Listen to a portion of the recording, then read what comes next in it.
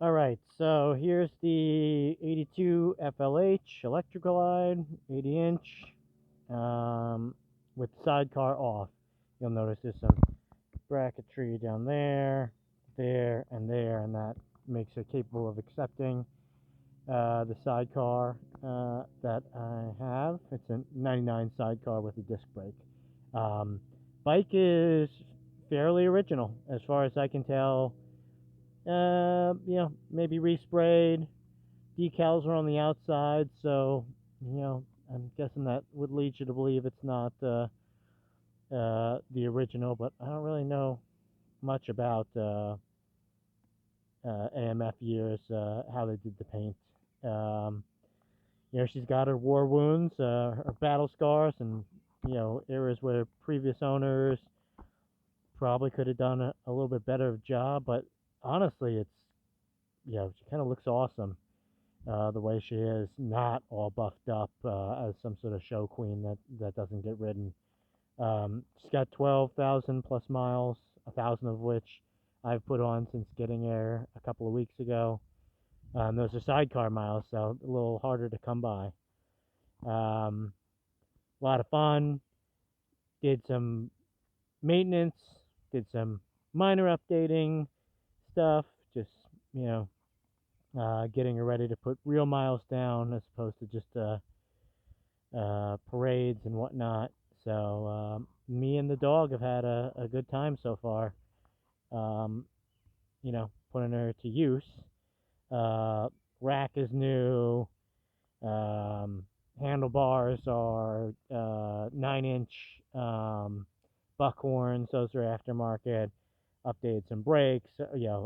Just did the usual stuff to sort of um, change the ergos to make it more comfortable. One thing I did was I modified the rear brake pedal so that it's a bit more forward because on these it's basically straight up vertical. So you have to have your foot under it and then come around uh, to brake. Um, Obviously, with the side guards attached, almost nothing is touching. There's nothing to drag, but you'd want to be cautious of that speed line that I put in there for the braking system. I might modify that slightly just to be bent so it wouldn't drag. But this isn't really the type of bike that you're thrown into the turns and leaning over heavily. Um, Whether you got the seat down or whether you do one of the do this for our ride, one of the sprung positions.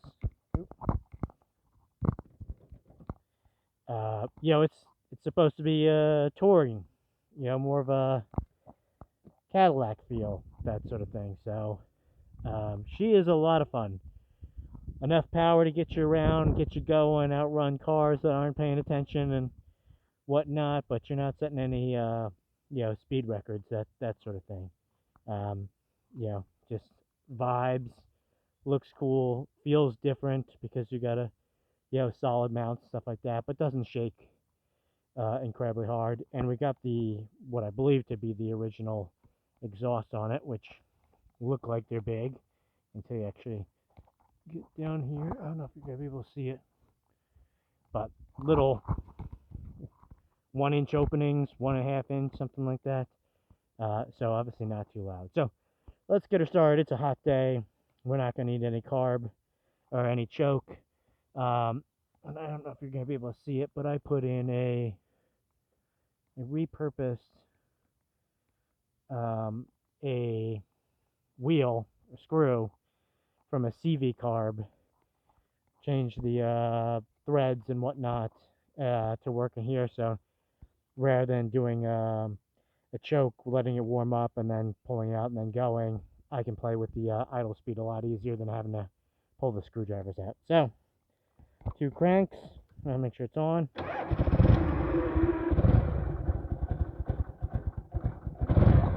Needs a little more. So reach in. There we go. Just needed some gas, I think.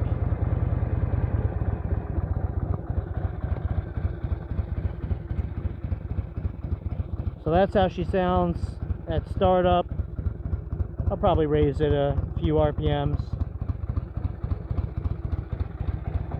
So again, reach in. There we go. Just a few. Not loud by any stretch. I restored the lights so that they aren't on until you turn the lights on. There, I had it, you know, the safety, so that they were on no matter what. You know, dim ass, sealed beams, not too bright. Could put LEDs in, but you know. Turn signals don't turn on because this is, you know, early 80s, 82. This is, you know, the year after Harley brought it back, but the turn signals don't come on as caution lights. They don't have the wiring for the two, you know, the two filament bulb.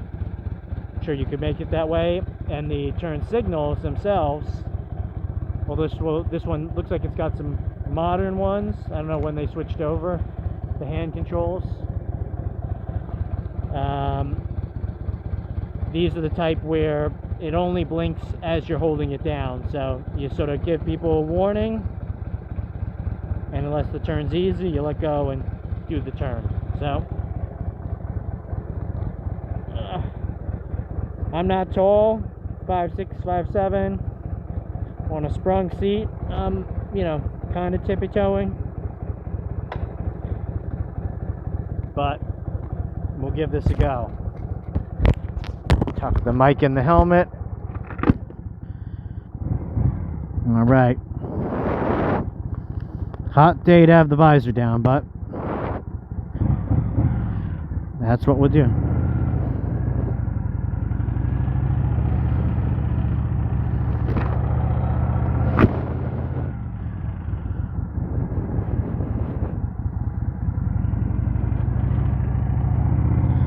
So we got the Tour again, mods, handlebars, better mirror glass. Let's tip this down just slightly so you can get a better view. You know, brake upgrades, rebuilt, better pads, better rotors, that sort of thing. Nothing crazy. USB, you know, charging port if you need it. But I don't even keep a phone mount on this, just because, you know, why?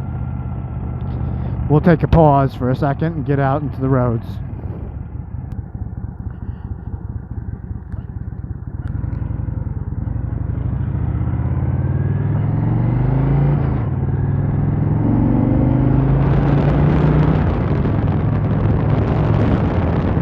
Flying. Flying and doing, you know, 32. Makes a wonderful noise. Nice sprung seat, soaking up some of the bumps. Not that this road is bad. Now the tires on this are a bit flattened, in the sense that this has been a sidecar rig for, you know, this tire's entire life. So does she move? Yeah.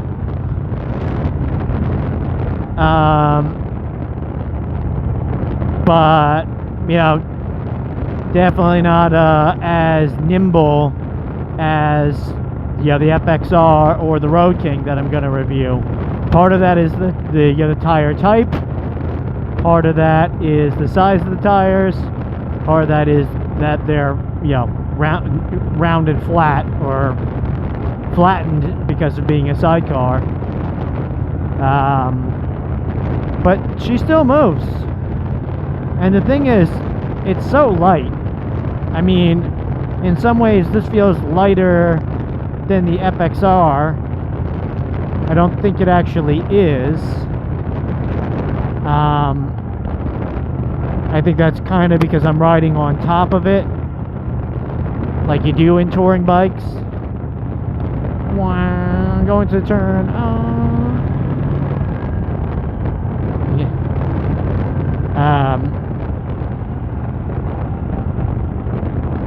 But yeah, I mean, she moves. It's one of those things, if you don't look at the speedometer and just go by feel,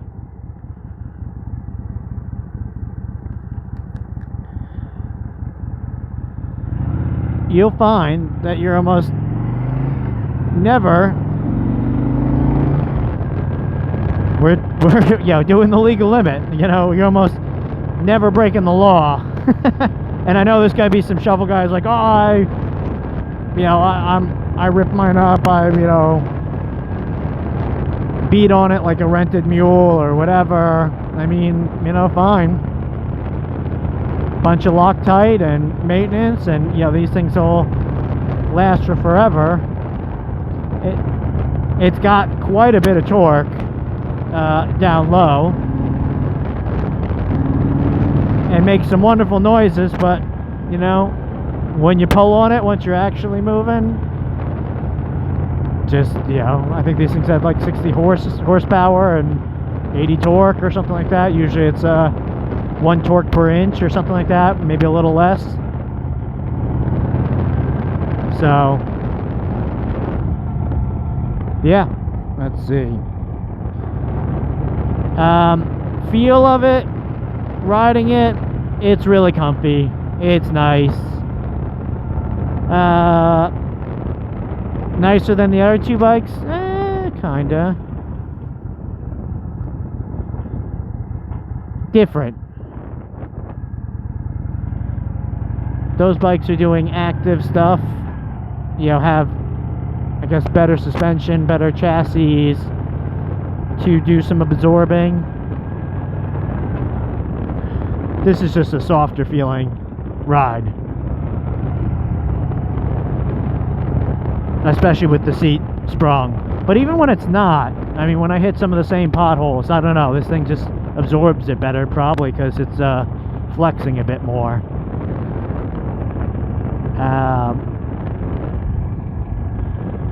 Ergos now are very comfortable, whether I'm riding with or without the sidecar. These Buckhorn, I had some mini apes on it, and they would be kind of straight out and for the reach. These come back a bit more and then arch down, and for me,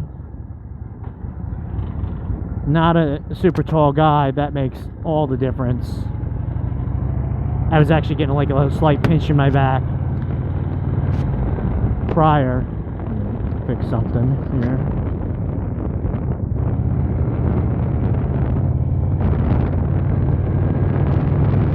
And this thing just feels awesome. I do feel like I could ride, super long distances on this. Just, I mean, this seating position with my arms out, slightly bent, kind of dropped. They're actually below my shoulder line. I do have mini apes on the Road King, but this just feels like home. Sort of how the road, and I knew it was going to work because it feels like closer to the FXR, which has real buckhorns.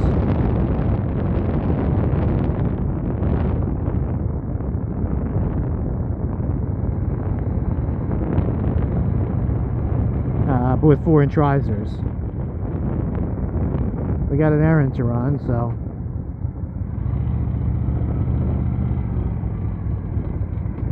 yeah, I mean, going over those bumps just now, not really thinking about the curb, easy.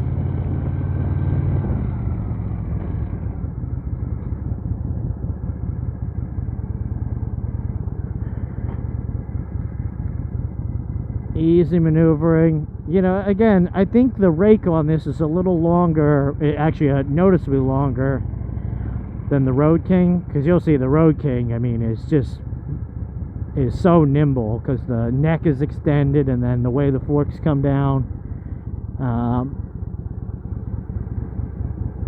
it moves.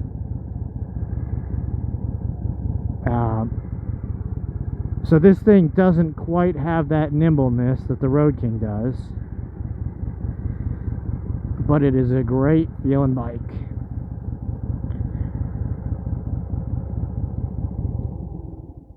So that's kind of it. Yeah, we could put some miles on this, take it down some twisties, but the long and short is it's just not gonna handle quite as well as the other ones, either because it's got a skinny tire or more modern setup. But she looks the part, and she still moves more than enough power, get it up to highway speeds. I'd probably change the rear gear set if I was going to do major highway miles, that sort of thing. But other than that, she is a fine motorcycle with some options. Just, bit older technology than the modern stuff, which I guess isn't shocking. Now you'll notice the frame. You got the bars, frame going like that, cradle frame, more boxed out. The FXR and the Road King, are going to look a lot more similar. So, it just different frame setups for different times. This ran from 68, I believe, early Shovelheads, and again, really closer to panhead style. So 68 all the way to 84. So you're dealing more with closer to 60s design than you are to even 90s. So hope this was helpful. She's a lot of fun. Again, 82, first year that Harley had the company back, denoted by the eagle here. And yeah, if you can, put a Shovelhead in the stable. If you're not doing huge miles, and I know people are gonna be mad about saying that, it could be your only bike. If you are, I mean, that's cool. You win. You're a better man than most. But if you're doing big miles or need to spend a lot of time at high speed, you might move up a decade or two. Hope this is helpful. Let's try some of the other bikes.